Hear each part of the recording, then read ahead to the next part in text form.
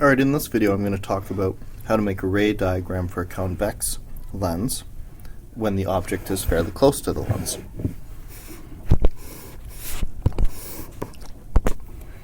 So let's start with an optic axis here, or principal axis if you want to call it that.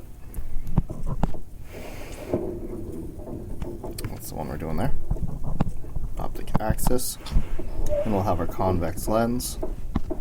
Convex meaning the one that's fat in the middle and skinny on the edges. And we'll call that the focal point for this kind of lens is behind. It's a real focal point. And the center of curvature, let's say, is somewhere out here. Okay, for this object, we're going to make it fairly close to the lens, so let's put them right here. And then the backwards focal point, or the focal point if you shine light backwards into this lens, is in the same distance but on the wrong side, so I'll call that F prime.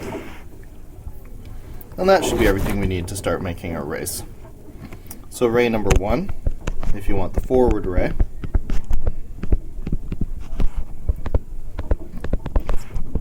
is going to start parallel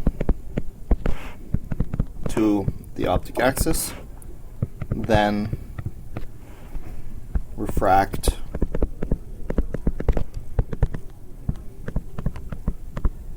through the focal point,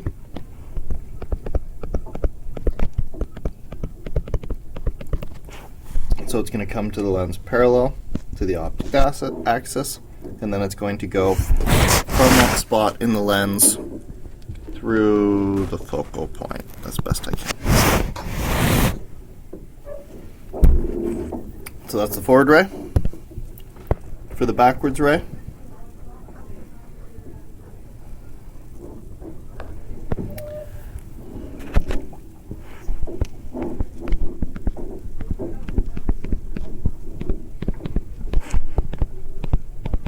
I want to go through backwards focal point,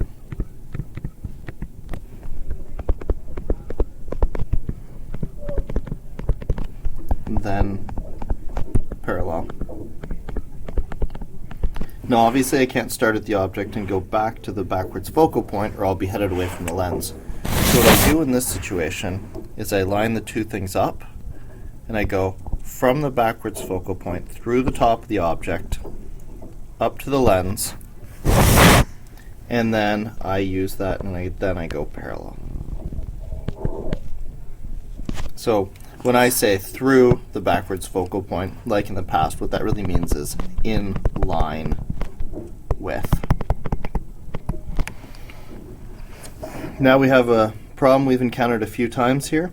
These rays are diverging, and they're heading in opposite directions, so they're never going to meet. So we remember that the first law of geometric optics, that light travels in straight lines. So we can extend these two lines back